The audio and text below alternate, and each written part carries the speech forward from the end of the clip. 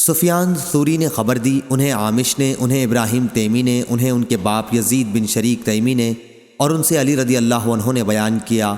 کہ ہم نے نبی کریم صلی اللہ علیہ وسلم سے بس یہی قرآن مجید لکھا،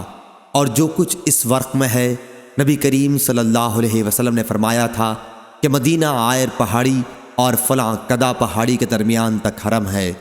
پس جس نے یہاں دین میں کوئی نئی چیز داخل کی یا کسی ایسے بدعتی شخص کو اس کے حدود میں پناہ دی تو اس پر اللہ تعالی، ملائکہ اور انسان سب کی لعنت ہوگی، نہ اس کا کوئی فرض قبول اور نہ نفل قبول ہوگا، اور مسلمان پناہ دینے میں سب برابر ہیں۔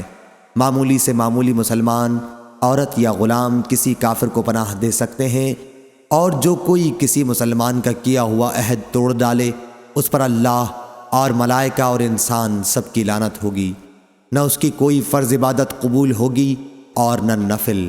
اور جس غلام یا لونڈی نے اپنے آقا، اپنے مالک کی اجازت کے بغیر کسی دوسرے کو اپنا مالک بنا لیا